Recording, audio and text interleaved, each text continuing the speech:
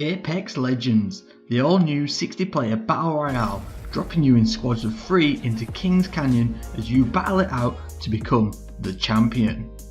This new game has taken the gaming world by storm, but it's not like any you have played before, so I'm here with 8 beginner tips to level up your game and help you become the next champion. Now, like many battle royales, it's best to learn in a trial by fire method, dropping into the first or busiest location in order to get into the combat quicker and learn how the game works. However, with a fairly layered loot system, I'd recommend a drop or two in the outlying places to pick up some gear and get used to the layout.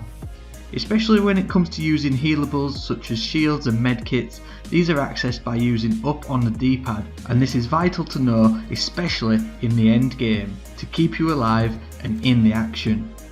Grenades are also accessed by using the right on the D-pad, and although not difficult to access, it can be time consuming in the heat of the battle, so get out there and get looting.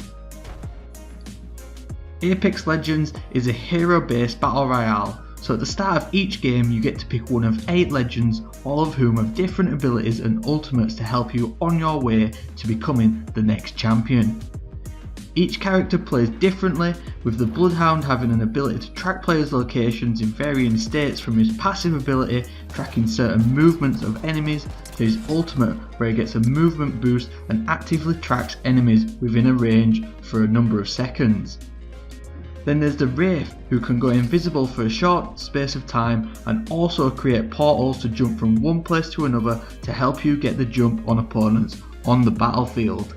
Each character has a passive, tactical and ultimate ability, all providing a different bonus for you to use. The tactical and ultimate abilities both have cooldowns, but the passive ability is always active, especially with one like Bangalore's Double Time, which increases sprint speed when you're under fire. Get to know these abilities well and you'll soon be on your way to victory.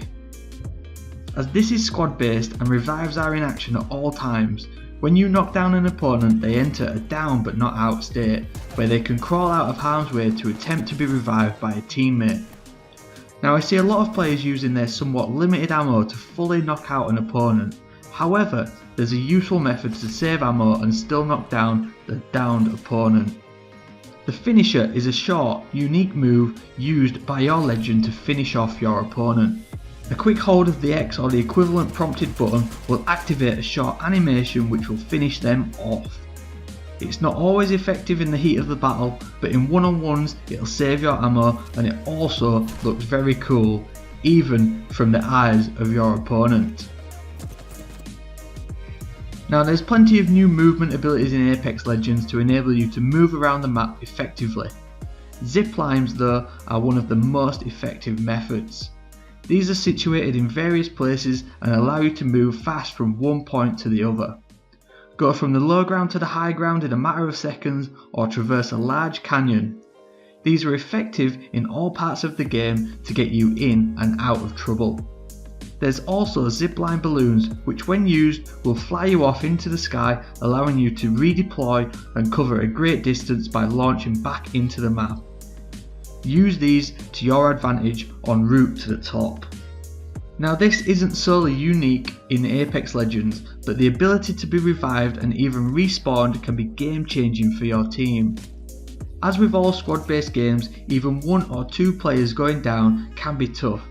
But if one of your teammates manages to clutch up in a battle and be the last one standing, they can now bring you back into the game. If a teammate is down but not out, you can simply revive that teammate, bringing them back into the game with limited health but still having hold of all of their loot. Alternatively, if your teammate was finished off or bled out, you can go and collect their banner. Taking this banner to a respawn module indicated by a green square on the map will allow you to respawn them back into the game. You will redeploy from a dropship at that location with full health but no loot or shields. This may be a downside, but usually there are loot crates nearby the respawn modules. A good squad will use this revive ability to keep a strong team well into the end game. Supply ships in Apex Legends are exactly what you think they are, ships with supplies. They spawn in at various times throughout the game and come fully loaded with all types of loot from common to legendary. You can drop on one at the start of the game to give a good boost to starting off, or loot one strategically mid-game. Be careful though, as these are always hot spots for action. Speaking of hot, the hot drop is somewhere you should always consider going at the start of any game. This is a random location which is indicated by a pulsing blue waypoint on the minimap. The hot drop has a higher spawn rate of loot as well as higher chances of rarer weapons, attachments and armour. It also has a chance to drop a fully kitted out weapon, but I'm yet to discover one of these yet. It's definitely a worthwhile spot for you and your team to drop in on and get an early advantage. Lastly, we have a new mechanic introduced with Apex Legends, which promotes healthy team play even for those who can't directly communicate through voice chat. The ping ability is a massively useful tool in your arsenal, and it's briefly touched upon in the tutorial.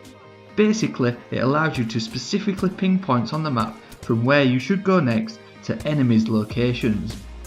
However, you can also use it to ping loot in locations which will allow your teammates to see a potential upgrade or a weapon that they want or need. It's truly seamless and really simple to use with a single tap of the right button to ping whatever you desire. There's also a mini wheel to use to pick specific commands, however the simple point and click is intuitive and will be generally enough to be an effective teammate. So there we go everyone, 8 top tips to help you in your way to becoming legend in Apex Legends. Please let me know in the comment section below what you think of these tips, or if there's any other top tips that you also prefer. Please remember to also like the video if you found it helpful in any way, and also subscribe to my channel for more future content.